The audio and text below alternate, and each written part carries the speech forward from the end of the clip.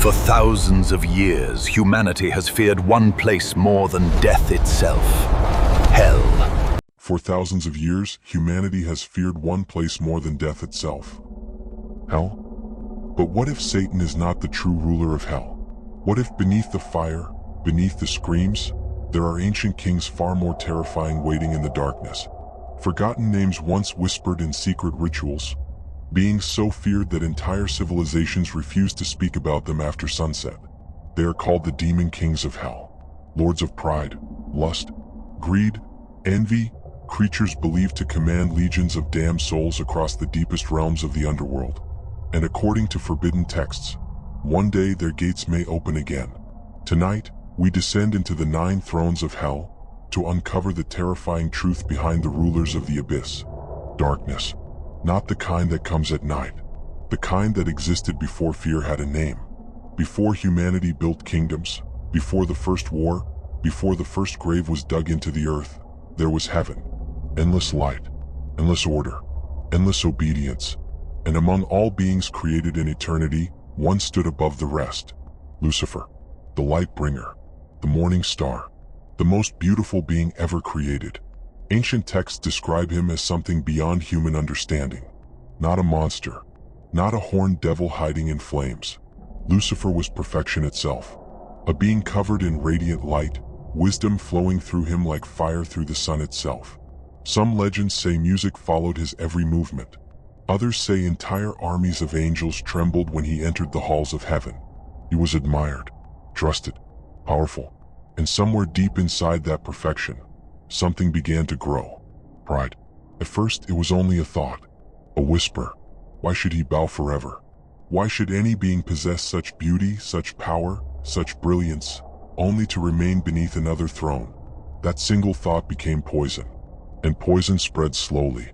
Lucifer began to see himself not as a servant, but as an equal, then greater. The ancient stories say he walked among the stars, watching creation unfold, until admiration turned into resentment. Every angel praised the throne above.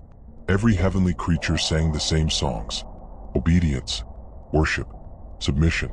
But Lucifer wanted something else: freedom, power, a throne of his own. And once that hunger entered him, heaven itself began to change. Some say the first sin was not committed on earth. It was committed in heaven. Lucifer began gathering followers in silence. Angels who admired him. Angels who trusted him. Angels who believed heaven's order was nothing more than chains disguised as holiness. Imagine it. An army forming in paradise itself. No screams. No blood. Just whispers in golden halls. Conversations hidden behind eternal light. And then war came. Not a human war. Something far worse. The war in heaven. Ancient believers described it as a conflict so catastrophic that stars themselves shook in fear. The sky tearing apart. Light colliding against light. Angels turning against angels while eternity burned around them. And at the center of it all stood Lucifer. No longer the morning star. Now something darker. Something consumed by ambition. He challenged the throne of heaven itself. And for a moment, some say he almost succeeded. That is the terrifying part. Because if the stories are true, evil was not born weak. It was once magnificent. Then came the fall. The moment that changed existence forever. Lucifer and the angels who followed him were cast down from heaven. Not gently, not mercifully. They were thrown into darkness itself.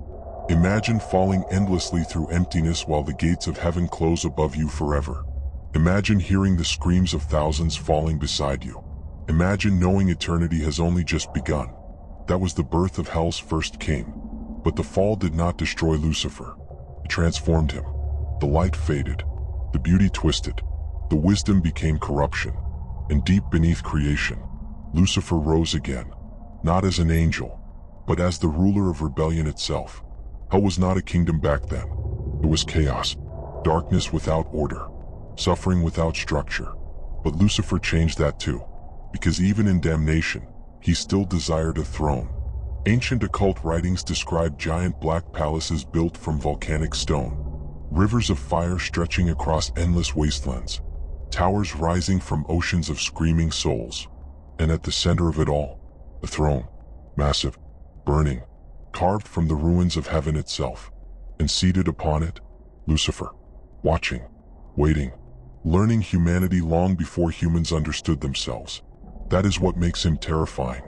Not rage, not violence, intelligence. Lucifer does not destroy people with brute force.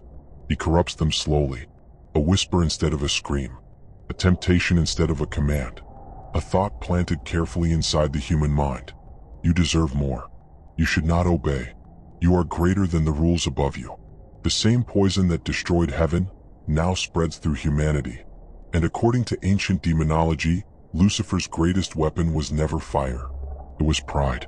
The belief that we are untouchable. The belief that morality bends for us. The belief that power matters more than the soul itself. Kings fell because of it. Empires collapsed because of it. Wars started because of it. Even now, some believe Lucifer never needed to physically appear on Earth.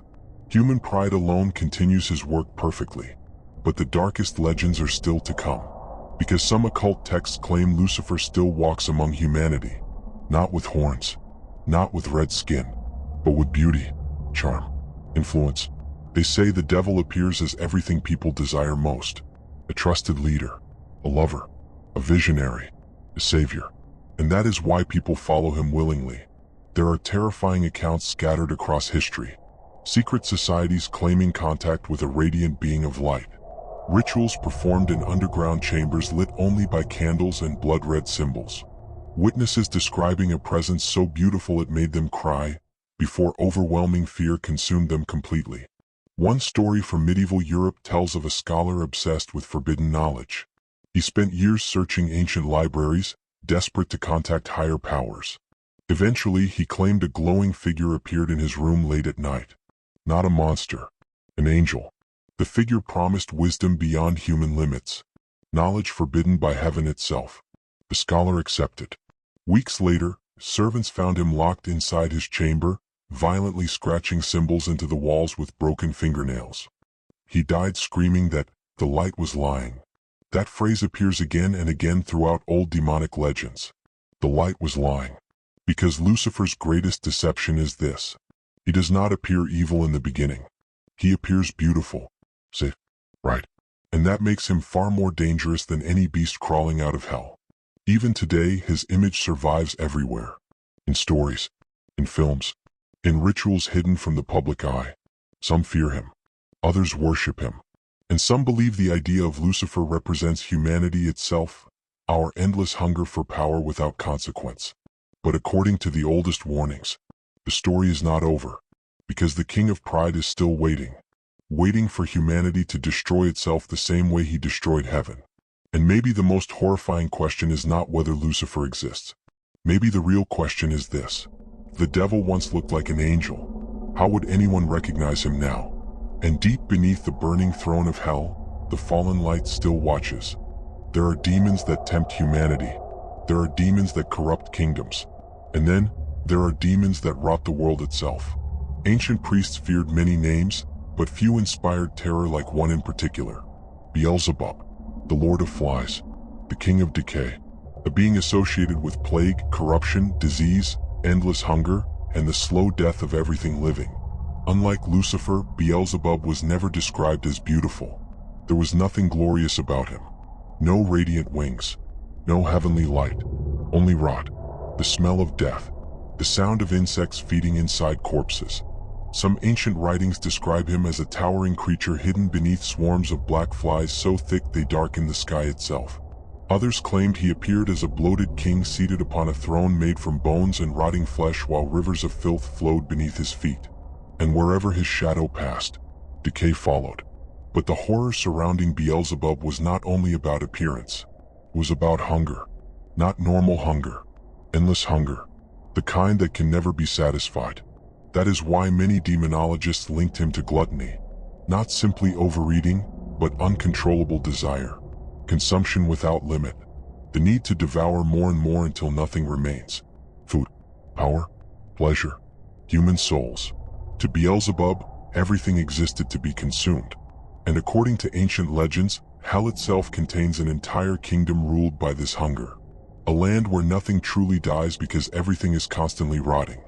Imagine entering a wasteland beneath a black sky, the ground wet with blood and decay, mountains of corpses stretching endlessly into darkness, the air so poisoned that breathing feels like swallowing insects, giant clouds of flies moving like living storms while distant screams echo across the abyss.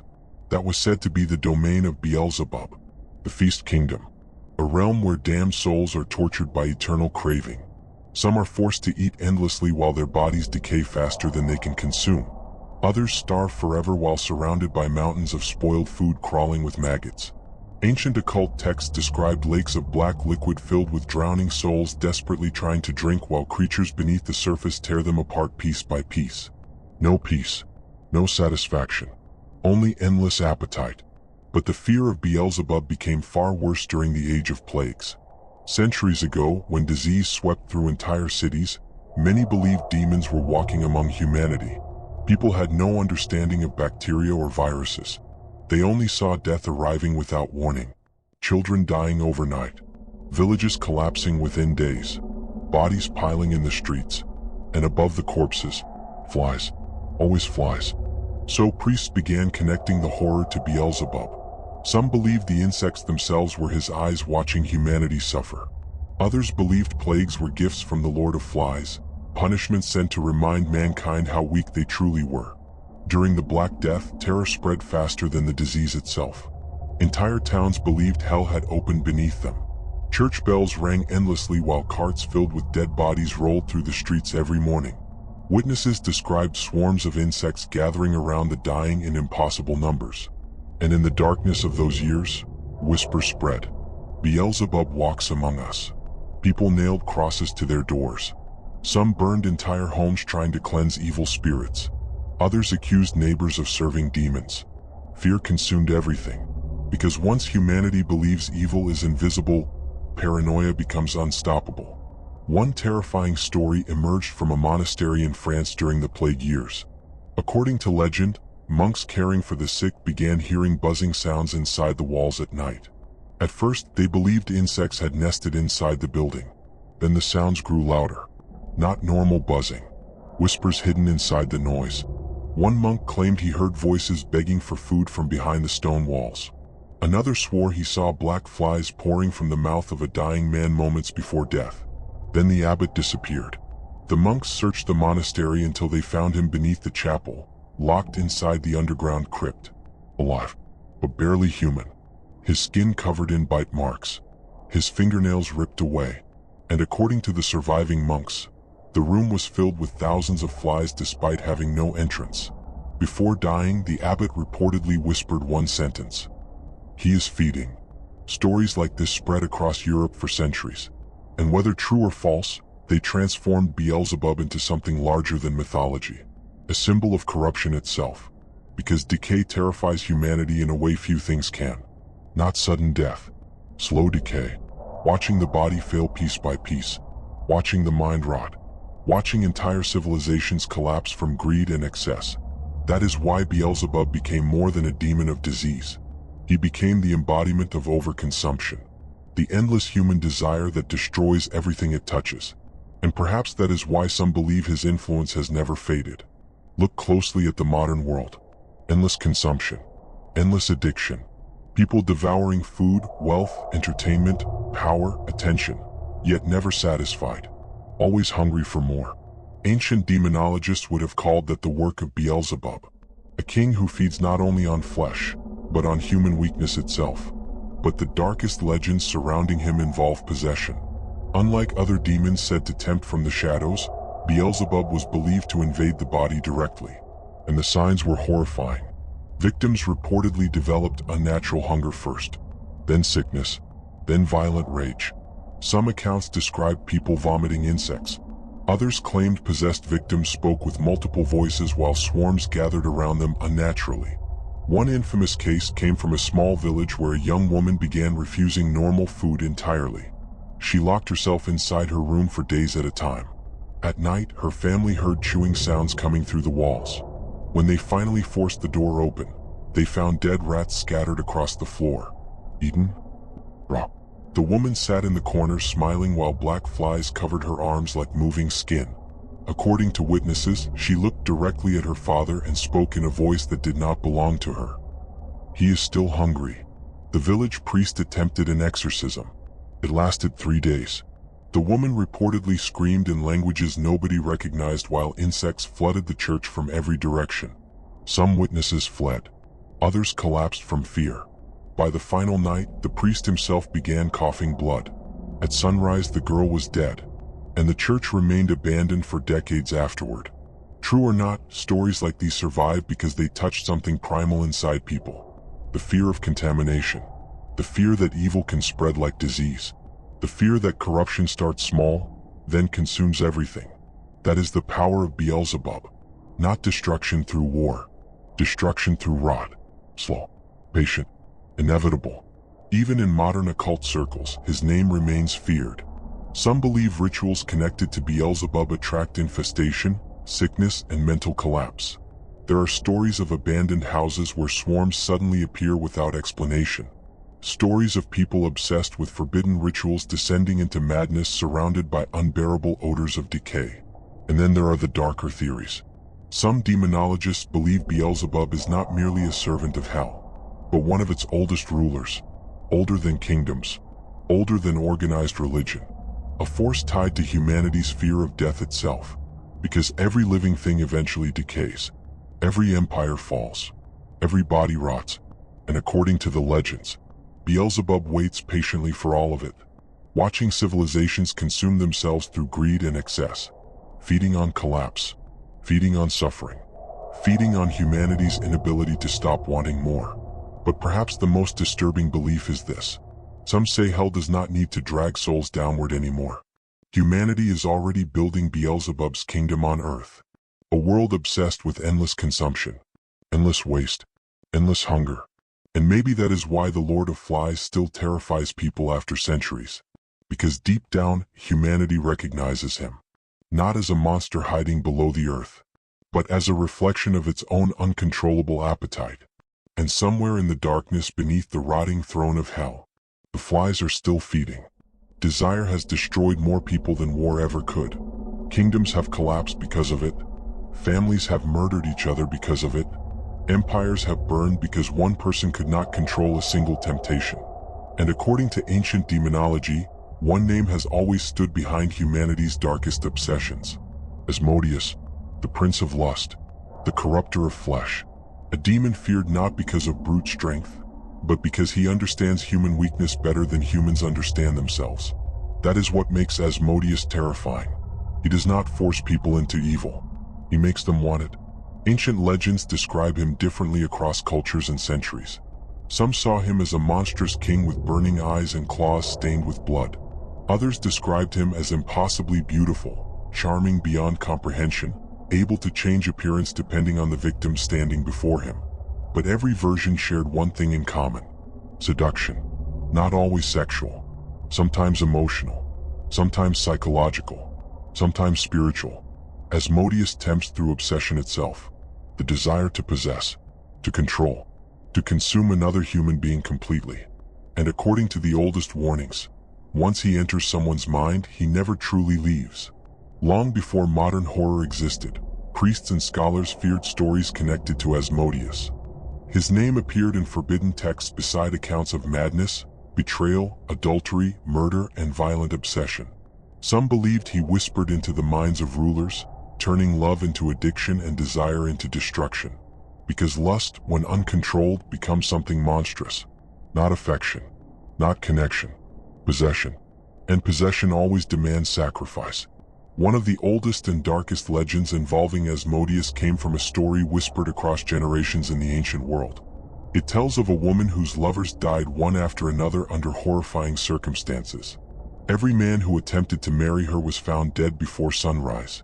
Some were strangled, some torn apart, others discovered with expressions of absolute terror frozen on their faces.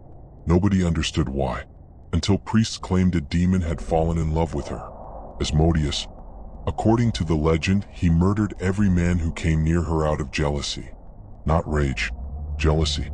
Think about how terrifying that is. A being so possessive that human life means nothing beside its obsession. And the horror only deepened over the centuries. By the Middle Ages, Asmodeus had become associated with hidden temptation itself.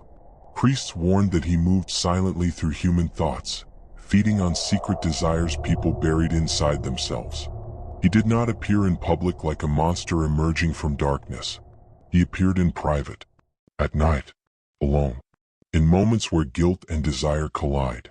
That is why so many ancient accounts connected him to dreams. People reported waking in the middle of the night unable to move while sensing another presence inside the room. Some claimed they heard whispers beside their ears promising pleasure, power, or forbidden knowledge. Others described shadowy figures standing at the foot of their beds watching silently for hours. Modern people call it sleep paralysis. Ancient people called it demonic visitation. And many believed Asmodeus was responsible. There are terrifying records from monasteries where priests documented strange confessions from people claiming they were being haunted by unseen lovers. Victims described overwhelming desire followed by exhaustion, paranoia, violent behavior, and eventually madness. One account from the 1600s tells of a nobleman who became obsessed with a woman he saw only once during a gathering. Witnesses said his personality changed completely afterward. He stopped eating, stopped sleeping, locked himself inside his estate writing letters to her constantly despite receiving no response. Then the hallucinations began. Servants reported hearing him speaking to someone inside empty rooms late at night. He claimed the woman visited him after midnight, whispering through the darkness. But nobody ever saw her. Weeks later, the nobleman murdered 2 servants who tried entering his chamber. When authorities finally broke into the room, they found horrifying symbols carved into the walls alongside hundreds of drawings depicting the same woman smiling beside a shadow-like figure with burning eyes. The nobleman was discovered kneeling in the center of the room, laughing uncontrollably. He reportedly said only one sentence before being dragged away. "She belongs to him now." He died insane 3 days later. Stories like these spread fear because they touched something deeply human. The fear of losing control over one's own desires. The fear that temptation can become stronger than reason. And according to demonologists, that is exactly how Asmodeus operates. Slowly, patiently, like a parasite inside the mind. He studies weakness, loneliness, jealousy, addiction. Then he feeds it until it consumes everything else. Some occult traditions described his kingdom in hell as one of the most horrifying realms in the underworld. Not because of violence alone, but because of deception. Imagine entering a palace more beautiful than anything on earth. Golden towers stretching toward a blood-red sky. Music echoing through endless halls. The air filled with perfume and whispers. Every desire imaginable waiting inside. At first, it feels like paradise. But nothing there is real. The food turns to ash in the mouth. The music slowly transforms into screaming. The beautiful faces begin rotting before your eyes. And the souls trapped there continue chasing pleasure forever while their bodies decay around them. That was said to be Asmodeus' greatest punishment. Eternal temptation without satisfaction. A cycle that never ends. Because desire always grows. It never stops. That is why many occult scholars considered Asmodeus one of hell's most dangerous rulers. Not because he destroys the body, but because he destroys self-control itself. And once that disappears, people become capable of anything. History proves it. Wars started over obsession. Murders committed out of jealousy. Families destroyed by addiction and betrayal. Entire civilizations collapsing beneath corruption and excess. Ancient priests saw all of it as evidence of demonic influence. The fingerprints of Asmodeus across human history. But some of the most disturbing stories connected to him involve mirrors. For centuries, mirrors were believed to hold spiritual power. Certain occult traditions warned that demons could use reflections as gateways into the human mind.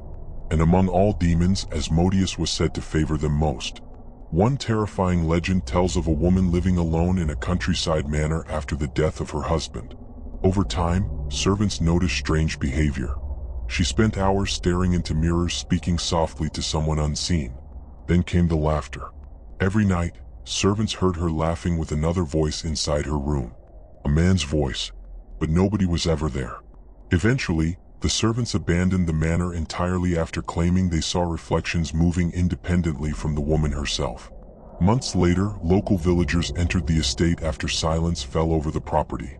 They found mirrors covered with cloth throughout the house, except one, in the master bedroom.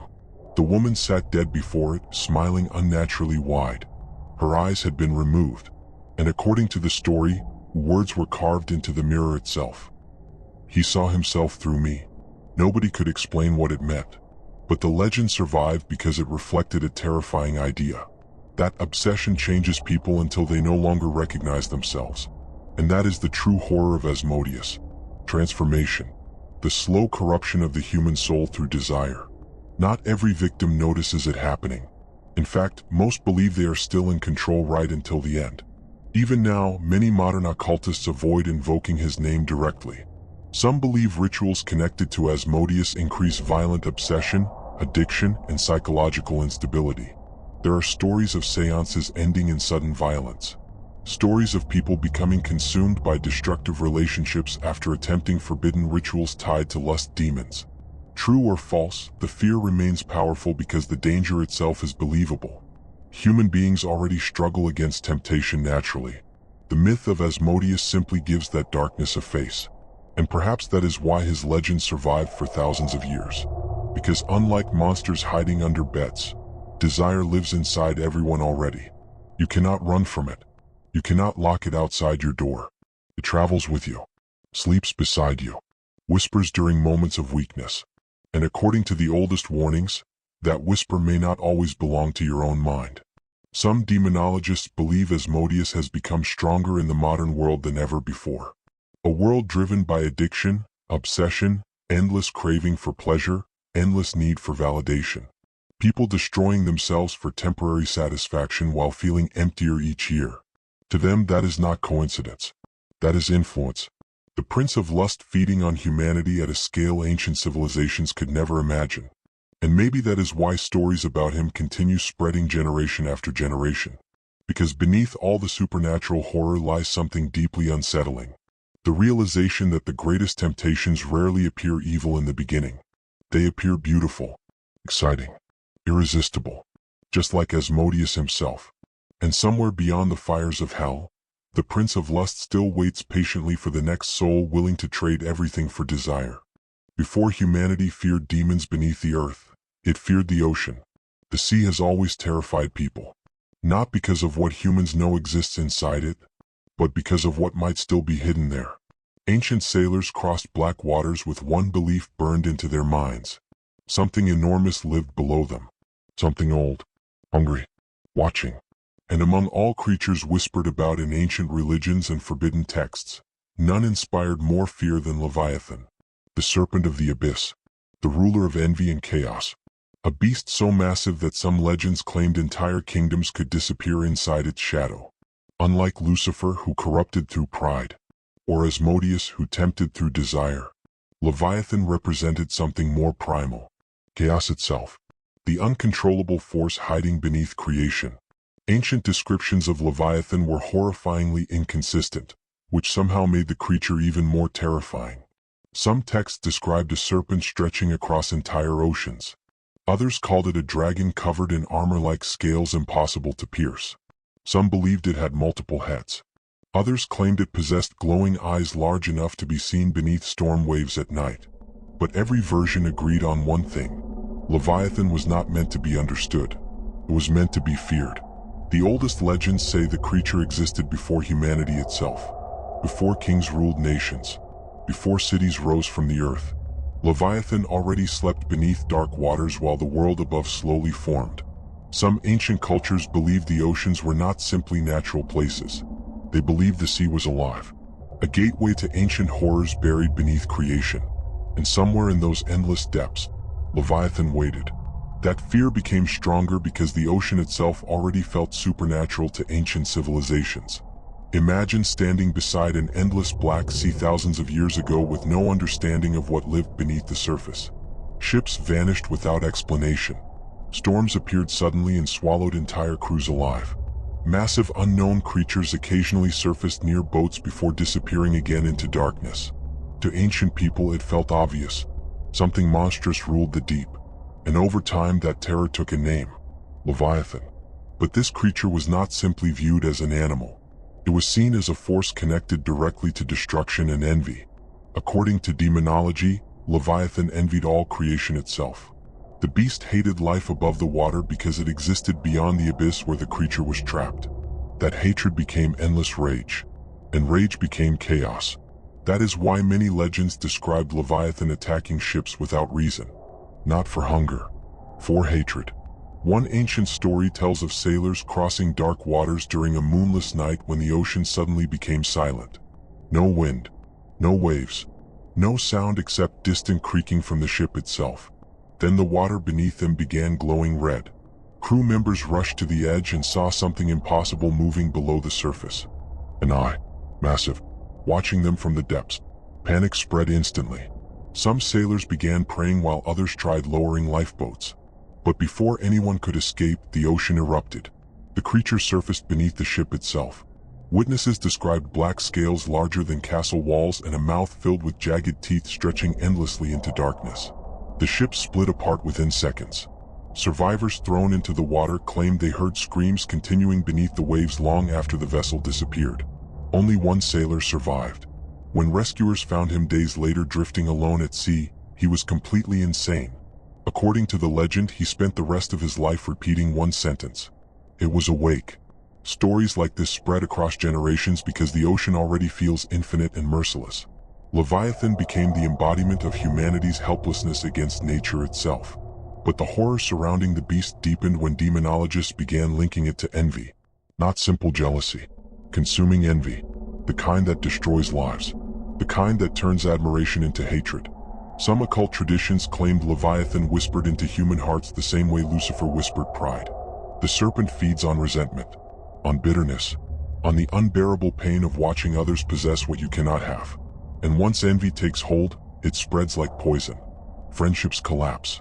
Families betray each other. Violence erupts. Because envy rarely stays hidden for long. That is why some ancient depictions showed Leviathan wrapped around the world itself like a giant serpent choking humanity slowly through greed, resentment, and conflict. One terrifying medieval legend tells of a fisherman living near a storm-ravaged coast. He became consumed by jealousy toward another sailor who had gained wealth and respect within the village. Over time, the fisherman changed. He stopped speaking to neighbors, stopped attending church, spent nights alone beside the sea staring into the waves for hours without moving. Then the storms began. Violent storms. Fishing boats vanished one after another while strange sounds echoed across the shoreline after midnight.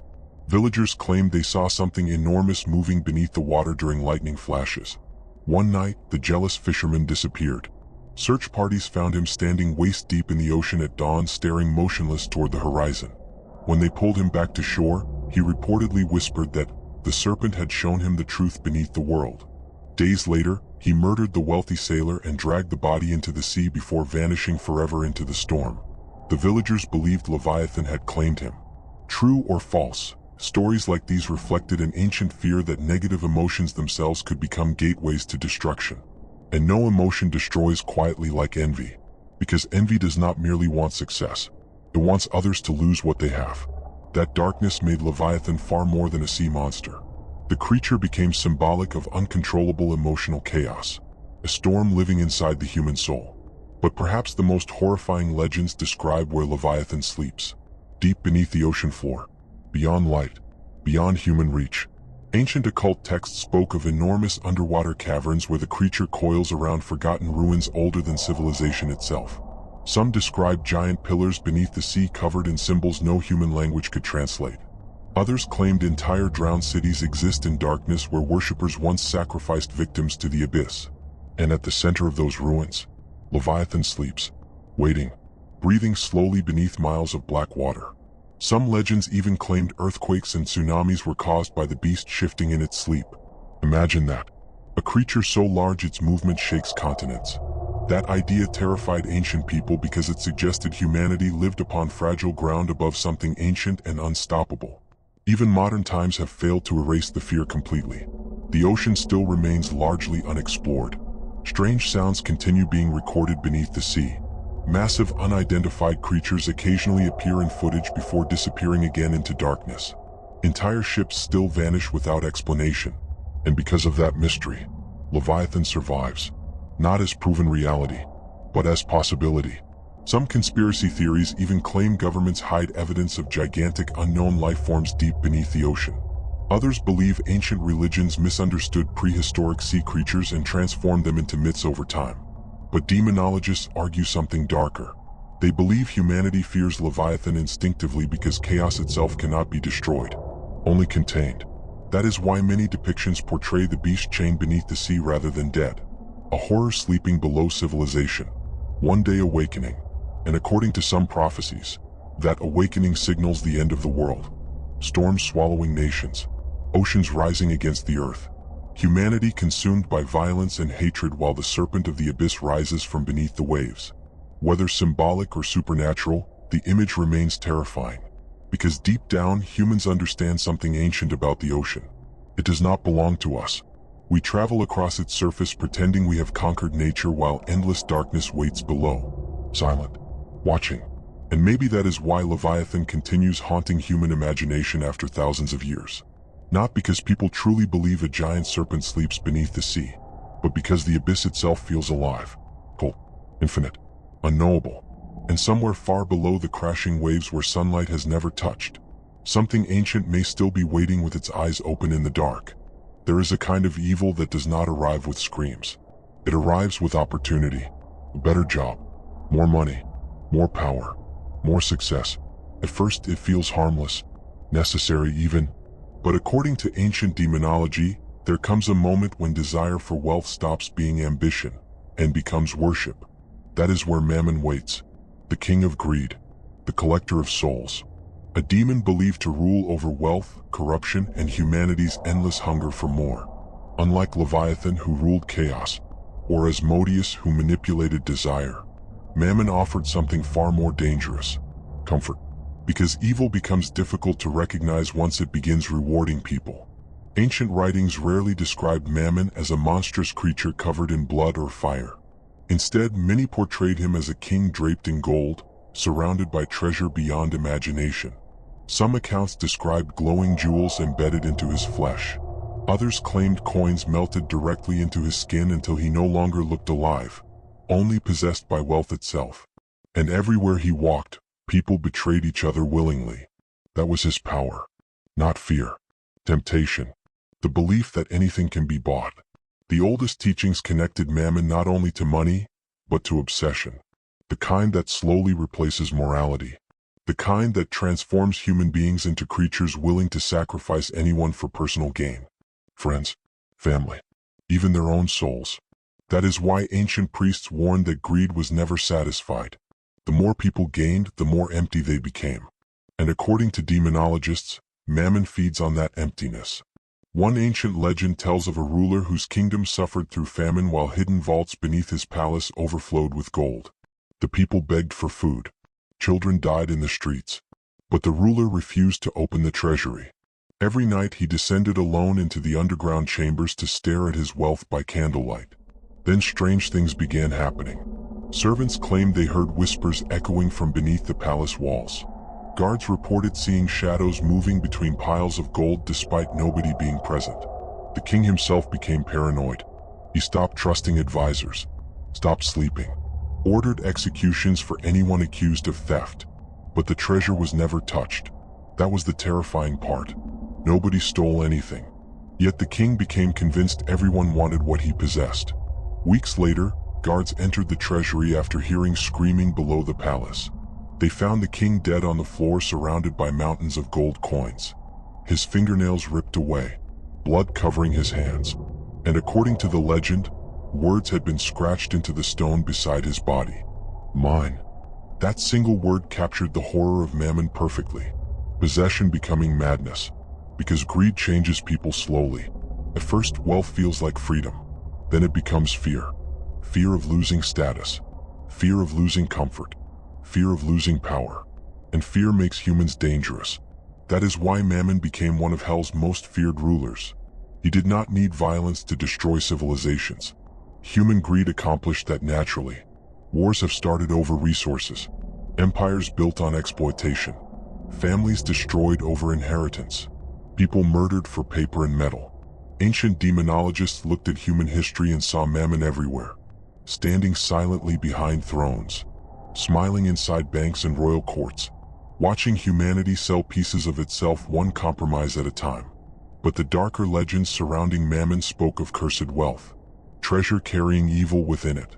There are stories across countless cultures about people discovering hidden fortunes only for disaster to follow immediately afterward. Ancient gold taken from tombs, jewels stolen from forgotten temples, coins linked to unexplained deaths.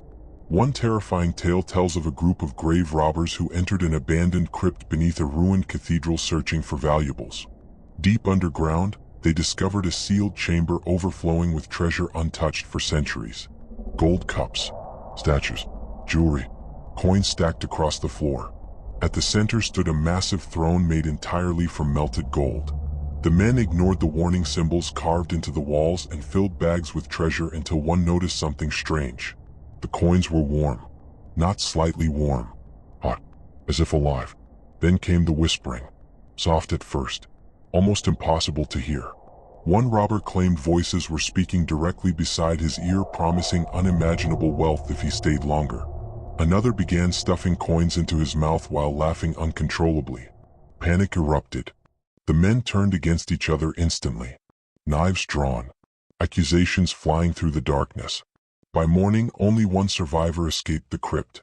Authorities later found him wandering the countryside carrying a single gold coin clutched so tightly in his hand that his fingers had broken around it. He refused to let it go, even after death.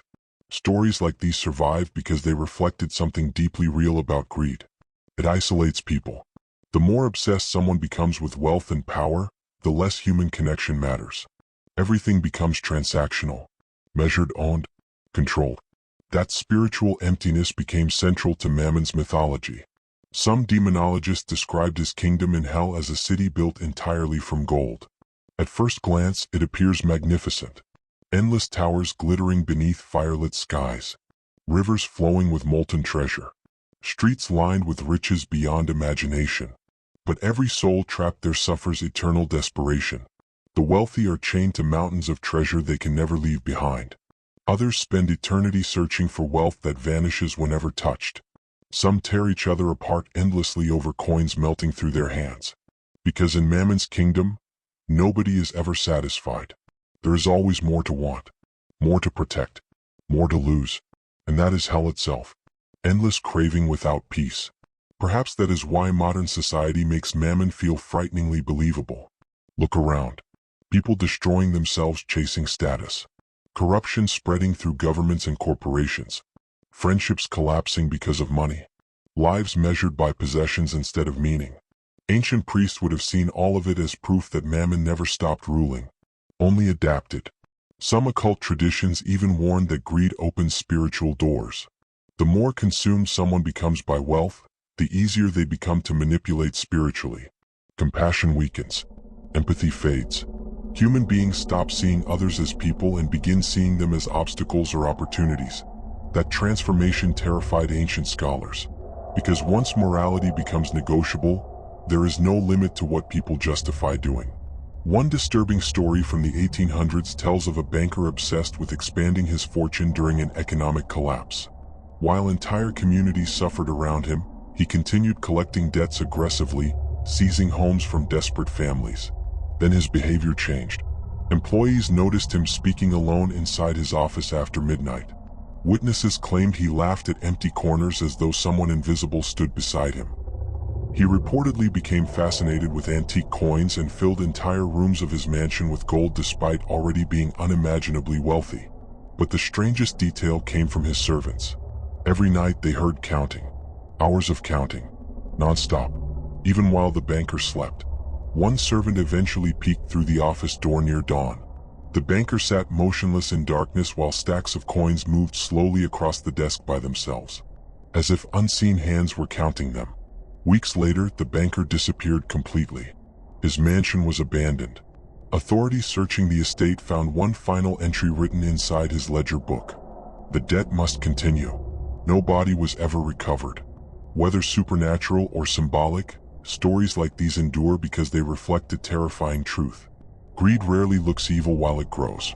It looks successful, respectable, powerful, until the damage becomes impossible to ignore.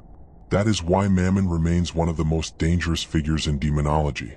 Not because people fear a monster hiding underground, but because greed already lives comfortably inside human society. It does not need darkness to survive. It thrives in broad daylight, behind suits, inside contracts, within promises of success. And according to ancient warnings, the more humanity worships wealth above all else, the stronger Mammon becomes. Perhaps that is why some demonologists believe the king of greed would play a major role in the end of civilization itself. Not through fire, not through war, but through corruption so deep that humanity willingly destroys itself for profit. A world where everything has a price, where loyalty is temporary, where morality is sold to the highest bidder, and somewhere beneath towering vaults filled with cursed gold, Mammon waits patiently, counting every soul willing to trade humanity for wealth. There is a kind of horror that does not attack the body. It attacks motivation. It does not kill you quickly. It makes you stop trying to live. It makes you delay everything. One more day, one more hour, one more excuse, until life becomes something you observe, instead of something you participate in. Ancient demonologists gave that force a name: Belphegor, the demon of sloth, the king of lazy innovation, the corrupter of invention, comfort, and the slow death of human ambition. Unlike the kings of hell who ruled through fire, lust, greed, or chaos, Belphegor is far more subtle. He does not destroy cities. He slows them down. He does not burn empires. He makes them rot quietly from within. Ancient texts describe Belphegor not as a screaming monster or a beast of violence, but as something far more unsettling. A presence that feels like exhaustion, a weight in the mind, a voice that tells you to postpone everything important. Not forever, just later, always later. Some occult traditions described him as a figure seated in darkness, leaning on a throne made of broken tools, discarded inventions, and half-finished ideas. Around him are the remains of brilliance that never became anything. Books never finished. Machines never completed. Discoveries never pursued. Because in his presence, effort dies before it begins. That is the real horror of Belphegor. He does not erase intelligence. He neutralizes it. He turns potential into inactivity. And history is full of people who lived under that influence without ever realizing it. Inventors who stopped halfway through breakthroughs. Writers who abandoned masterpieces. Scientists who gave up on discoveries that could have changed the world. Entire civilizations that stagnated not because they lacked knowledge, but because they lacked will. Ancient demonologists believe Belphegor whispered inside that weakness. But there is another layer to his legend that makes him even more disturbing. In some occult traditions, Belphegor is associated not only with laziness, but with invention itself. Not pure invention, but corrupted invention. Ideas that promise convenience while quietly increasing dependency. Technology that saves time but slowly replaces human capability. Systems that simplify life but remove discipline. According to these interpretations, Belphegor does not oppose progress. He distorts it. He turns innovation into comfort addiction, and comfort into stagnation. One ancient legend tells of a scholar obsessed with unlocking hidden knowledge about the universe. He spent years isolated in study, determined to build something that would change human understanding forever. At first, he worked relentlessly. Then slowly, something shifted. He began skipping days of work, then weeks. He told himself he needed rest, then more rest, then preparation, then waiting for inspiration. But inspiration never came. Instead, something else began to appear. A sense of presence, not frightening at first, just calming, comfortable. Every time he sat down to work, his mind became heavy. Thought slowed. Motivation disappeared. Ideas that once felt urgent now felt unnecessary. One evening, exhausted and frustrated, he fell asleep at his desk surrounded by unfinished notes. And that is when the dreams began. In the dream, he stood inside a vast workshop filled with inventions unlike anything in the real world. Machines moved on their own. Lights pulsed without power sources. Endless mechanisms worked perfectly without human effort. And sitting at the center of it all was a figure watching silently. Not threatening. Not angry. Just waiting. The scholar asked who he was. The figure answered calmly, "You already know me." When the scholar woke, all motivation was gone completely. Within months, he abandoned his work entirely. Within a year, he stopped leaving his home. Within 2 years, he died surrounded by unfinished manuscripts that never saw daylight. His final journal entry read, "I no longer feel the need to begin anything." That sentence became one of the most chilling descriptions of Belphegor's influence in occult literature. Because it is not despair. It is absence. The absence of effort. The absence of direction. The absence of resistance. And that makes Belphegor terrifying in a way other demons are not. He does not break people. He drains them. Slowly. Quietly. Without spectacle. There are medieval accounts that describe Belphegor offering humans easy solutions to their problems. Not direct deals like other demons. Instead, subtle suggestions. Ideas that seem practical but lead to dependence and stagnation. One such story comes from a small village struggling through hardship. A group of engineers attempted to build irrigation systems to save their failing crops. At first, progress was steady. Then strange delays began. Tools went missing. Workers stopped showing up. Plans were abandoned halfway through completion. People began feeling unusually tired even after rest. The project collapsed.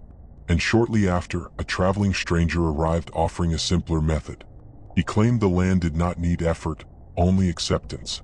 He introduced a system that required minimal work, promising stability without struggle. The villagers accepted immediately. At first, life improved. Then slowly, productivity stopped entirely. Dependence grew. Motivation disappeared. And within a generation, the village no longer knew how to sustain itself without external control. According to the legend, the stranger vanished the same night the final independent craftsman died. No one ever saw him again. But failures continued spreading quietly through nearby regions. That pattern is what makes Belphegor so unsettling in demonology. He does not need to remain present. His influence continues long after he leaves. Some occult scholars interpreted this as a metaphor for technological dependence. Others saw it as a warning about comfort replacing discipline. But darker traditions insisted it was literal. That Belphegor teaches humanity to stop trying. And once effort disappears, collapse becomes inevitable. Another layer of horror in his mythology involves sleep itself. Unlike other demons associated with nightmares or paralysis, Belphegor is linked to excessive sleep, procrastination, and mental fog. Victims in old accounts often described overwhelming fatigue that could not be explained physically. They would sleep for long hours yet wake up exhausted. Tasks that once felt simple became impossible to begin. Even survival instincts weakened over time. Some monasteries recorded cases where entire groups of monks became lethargic simultaneously, abandoning daily rituals and prayer routines without explanation. The writings describe it as a spiritual heaviness, a weight on the soul, a force that removes urgency from existence. And in that stillness, decay begins. Not physical decay, purpose decay, because when nothing feels urgent anymore, nothing gets done. That is how civilizations collapse quietly. Not always through war, sometimes through inaction, through delay, through collective exhaustion of will. Belphegor, in many interpretations, represents that collapse. But there is a darker idea buried in occult folklore. Some texts claim Belphegor is responsible for inspiring easy inventions that reduce effort so much that humans eventually forget how to struggle. Not all inventions are harmful, of course, but in these interpretations, certain comforts are seen as spiritual traps. Tools that remove discipline, systems that replace thinking, devices that eliminate effort entirely. At first they feel like progress, but over time they create dependence, and dependence weakens resilience. One apocryphal story tells of a brilliant inventor who claimed to have received visions of a being that showed him countless inventions meant to make life effortless. Machines that worked without maintenance, systems that operated without human oversight, tools that removed the need for labor entirely. At first, his inventions were celebrated. Then something changed. He stopped building new ideas. He stopped speaking to colleagues. He began isolating himself inside his workshop, refining increasingly simple systems that required less and less human involvement. Eventually, he built nothing at all. When asked why, he reportedly said, "Everything already works without me." Shortly after, his workshop burned down under mysterious circumstances. Some claim spontaneous fire, others claim sabotage. But occult interpretations suggest something different. That Belphegor removes creators once they are no longer needed. Because even invention becomes useless once creativity is fully replaced by comfort. And that is where the true horror of Belphegor lies. He does not simply destroy productivity. He replaces it. He offers a world where effort is unnecessary. But in exchange, humanity loses its will to act. Modern interpretations often connect this myth to addiction to convenience, distraction, and procrastination. The endless cycle of delay. The inability to focus. The constant escape into comfort instead of action. Ancient demonologists would have called it possession. Today it feels like life. And that is what makes Belphegor terrifying compared to other kings of hell. He does not need fire. He does not need violence. He only needs time.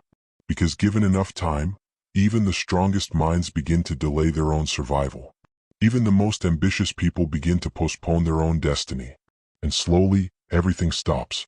Some occult traditions claim that Belphegor's ultimate goal is not destruction, but stasis. A world where humanity continues existing but no longer progressing.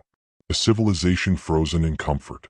A species that no longer builds, no longer strives, no longer reaches beyond itself. Just exists. Comfortably.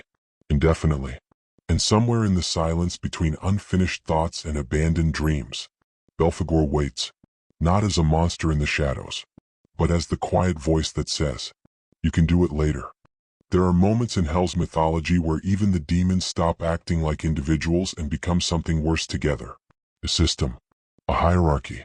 A gathering of forces that no human mind was ever meant to imagine as organized. Deep beneath the lowest circles of infernal tradition, where fire does not burn but instead listens, there is said to be a chamber that does not appear the same way twice to any witness. Some see it as a throne room carved from black stone and bone. Others describe it as a vast empty cathedral with no ceiling, only endless darkness above. And some claim it is not a place at all, but a state of awareness where every fear ever conceived becomes present at once. This is where the rulers of hell are said to gather when war is no longer theory but preparation. This is what occult traditions and demonological texts refer to as Satan's war council. At the center of it, according to the oldest forbidden accounts, sits Satan, not as a simple figure of horns and fire, but as an intelligence that does not need shape to command presence. Around this presence, reality itself feels unstable. Time slows unevenly. Thoughts become heavier. Even silence feels watched. And one by one, the great kings of hell are said to assemble, not out of unity but necessity. Because even in hell, power is not absolute. It must be negotiated. The first to arrive is always the memory of pride itself, the fallen brilliance of Lucifer. He does not enter like a soldier. He enters like something that believes it still deserves a throne above all thrones. His presence carries the weight of rebellion that never truly ended, only evolved into strategy. He does not speak immediately. He watches, as if measuring whether the council itself is worthy of his attention. Then comes the slow pressure of hunger incarnate, the decay-bound dominion of Beelzebub. Where he stands, the atmosphere feels contaminated. Not physically at first, mentally. Thoughts begin to rot into obsession. Plans feel corrupted before they are even spoken. His silence is never empty, it is crowded with consumption. Then the air shifts again, and desire enters like a wound that has learned to walk. Asmodeus does not arrive with aggression. He arrives with attention. The kind that makes awareness uncomfortable. The kind that makes thoughts feel exposed. In his presence, intention itself feels judged, as if every hidden desire has already been read and catalogued. Nothing is private. Nothing is safe inside the mind. Then the ocean enters the room without water. The crushing depth of Leviathan is not physical in this council. It is psychological pressure, like standing beneath an impossible weight that never stops growing. Every breath feels borrowed. Every thought feels small. Envy does not speak here. It simply makes everything else feel insufficient. Next comes the silence of accumulation, the presence of Mammon. Where he stands, meaning shifts into value. Not moral value. Transactional value. Everything becomes something that can be exchanged, measured, or taken. Even loyalty feels like currency in his presence. And finally, the stillness that resists motion itself arrives with Belphegor. Where others bring force, he brings delay. Where others create tension, he creates hesitation. In his vicinity, decisions begin to dissolve before they are made. Action feels far away, as if even intention has to rest before existing. When all are present, the council is not loud. It is worse than loud. It is layered. Every demon's influence overlaps with the others, creating a psychological pressure that ancient texts describe as total internal collapse of certainty. And then the discussion begins. Not as conversation in the human sense, as alignment of intent. The war they prepare for is never described as a single event. It is described as a convergence, a moment when influence stops being individual and becomes global. Lucifer argues in precision, not emotion, outlining rebellion not as chaos but as inevitability. Beelzebub speaks in inevitability of decay, pointing out how systems collapse from within without needing external force. Asmodeus frames humanity as predictable under desire, easily guided through pleasure rather than fear. Leviathan presents chaos as natural law, suggesting that stability is only temporary illusion. Mammon reduces conflict to resource flow, predicting collapse through imbalance rather than violence. Belphegor argues nothing needs to be rushed, because time itself weakens resistance. And at the center, Satan does not interrupt quickly. He listens. Because in demonology, the most dangerous intelligence is not the one that speaks first. It is the one that waits until all patterns are visible. The War Council is not about shouting commands. It is about mapping human weakness in complete detail. Every civilization is analyzed not as nations, but as systems of desire, fear, laziness, ambition, envy, and dependency. Every human flaw becomes a point of entry. Every virtue becomes a vulnerability when overstretched. And the terrifying conclusion of the Council, according to occult interpretations, is always the same. No single demon needs to conquer humanity. Humanity is already structured to collapse under its own impulses. The war is not invasion. It is acceleration. One ancient forbidden text describes a vision of the Council expanding its influence not through direct manifestation, but through alignment of human behavior with demonic principles. Greed spreading through economies until value replaces morality.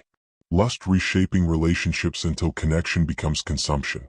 Envy turning success into suffering. Sloth eroding ambition until entire generations lose direction. Pride inflating identity until collapse becomes unavoidable. Gluttony consuming resources until systems cannot sustain themselves. Chaos emerging wherever control weakens. In this interpretation, hell does not send armies. It amplifies patterns already present. The War Council, then, is not a meeting of monsters in the traditional sense. It is a strategic observation of humanity's trajectory, a recognition of inevitability. And yet, within the darkest versions of these myths, there is always one unsettling detail. Even among kings of hell there is disagreement, because absolute alignment never exists. Lucifer's vision of control conflicts with Leviathan's chaos. Mammon's structure clashes with Beelzebub's decay. Asmodeus's manipulation does not always align with Belphegor's stagnation. And Satan, as described in many traditions, does not simply enforce harmony. He balances contradiction. That balance is what makes the Council stable enough to function. But stability in hell is never peace. It is containment of conflict until it is useful. Some occult interpretations claim that the War Council does not only plan influence on Earth, but also monitors shifts within hell itself, because even infernal hierarchies are not immune to change. Power is always at risk. Kings can fall. Influence can fade. New forces can emerge from suffering, belief, or human attention. Even demons, in myth, are shaped by what humanity fears most at any given time. That means the War Council is not static. It evolves, adapts, recalculates, and in some of the most disturbing interpretations, humanity itself is unknowingly participating in that council by constantly generating the conditions each demon feeds on. Every act of greed strengthens Mammon's logic. Every indulgence strengthens Asmodeus's reach. Every delay strengthens Belphegor's influence. Every act of excess strengthens Beelzebub.